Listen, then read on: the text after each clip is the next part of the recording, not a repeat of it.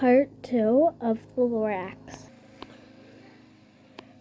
Mister, he said with a swatty sneeze, I am the Lorax. I speak for the trees. I speak for the trees have no tongues, and I am asking you, sir, at the top of my lungs.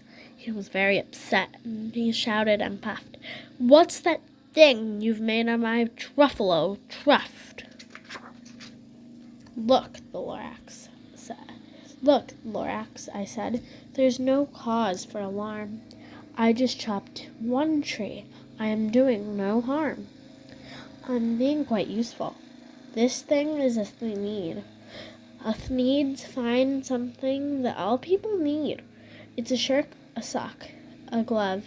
It's a hat, but it has other uses. Yes, far behind that.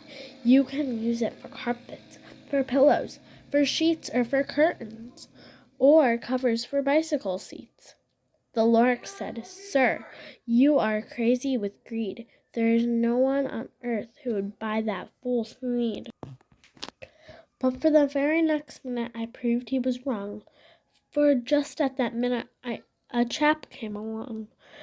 He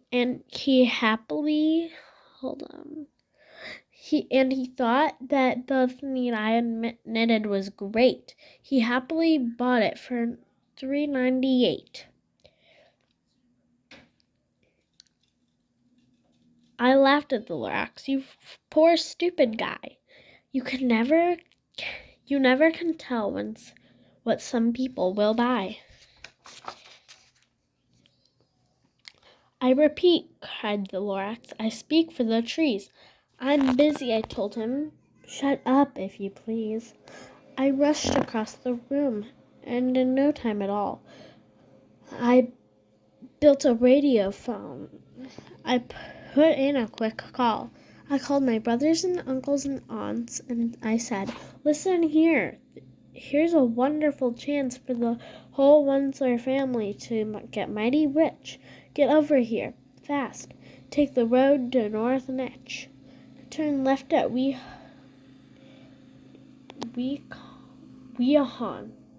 Sharp right at Stitch. And in no time at all, in the factory I built, the whole Wensler family was working full tilt. We were knitting things just as busy as beads to the sound of chopping of truffle trees.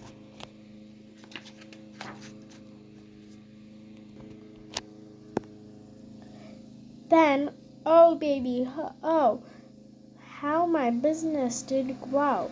Now chopping one tree at a time was too slow. So I quickly invented my super axe hacker, which whacked off 4 truffle trees at one smacker. We were making thneeds 4 times as fast before, and that Lorax, he didn't show up anymore. But the next week he knocked on my new office door. He snapped, I am the Lorax who speaks for the trees, and which you seem to be chopping as fast as you please. But I'm also in charge of the brown barbaloots, who played in the shade in their barbaloot suits that happily lived eating truffle fruits. Now, thanks to your hacking my treats to the ground, there's not enough truffle fruit to go round, and my poor barbaloots are getting the crummies because they have gas and no food in their tummies.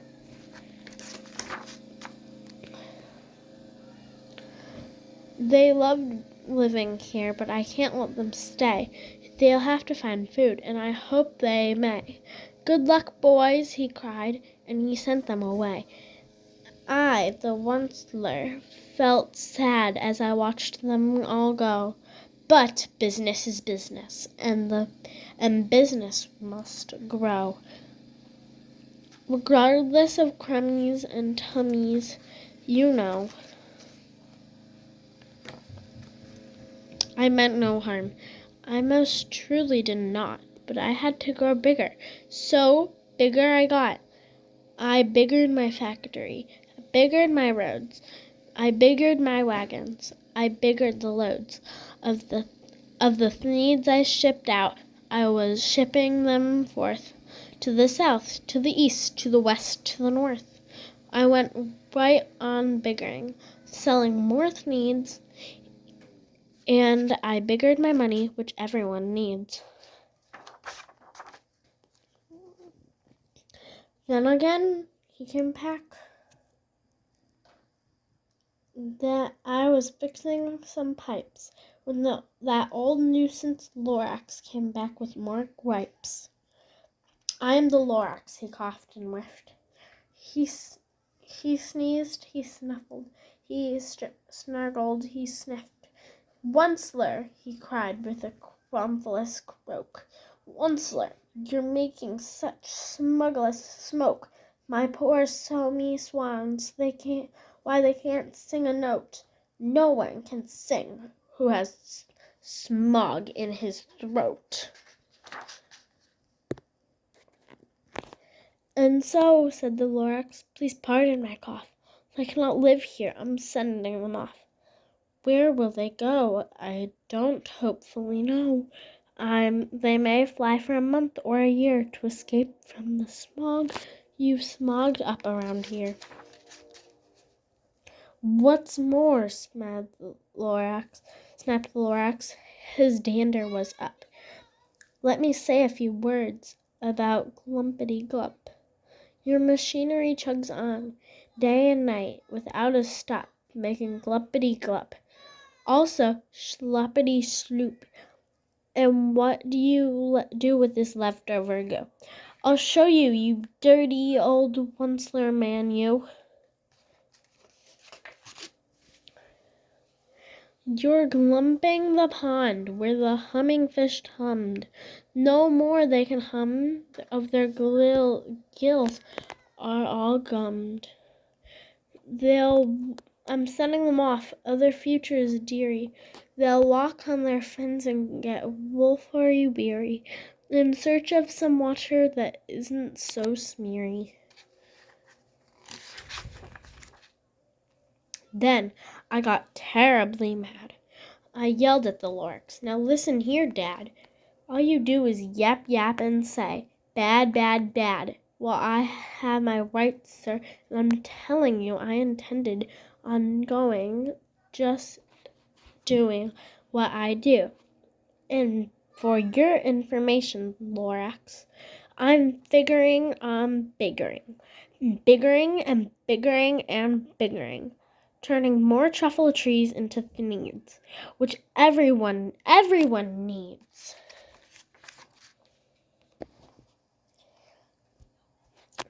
And that very moment, we heard a loud whack. From outside in the fields came a sickening smack of an axe tree. Then we heard the tree fall, the very last truffle tree of them all.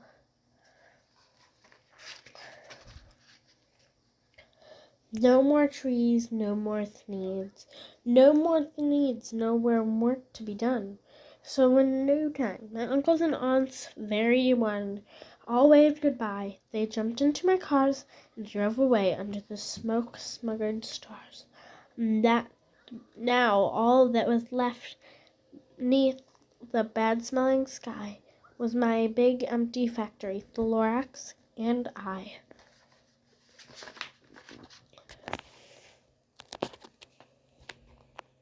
The Lorax said nothing, just gave me a glance.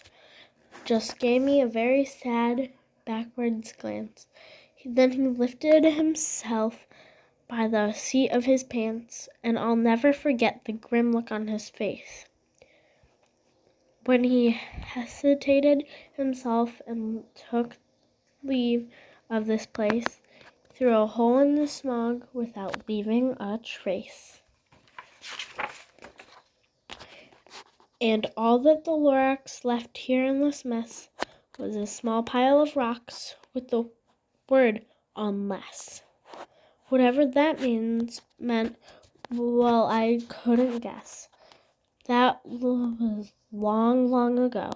But each day since that day, I've sat here and worried away. Through the years while my building has fallen apart, I've worried about it with all my heart. But now, says the Onceler, now that you're here, the word of the Lorax seems perfectly clear. Unless someone like you cares a whole awful lot, nothing is going to get better. It's not.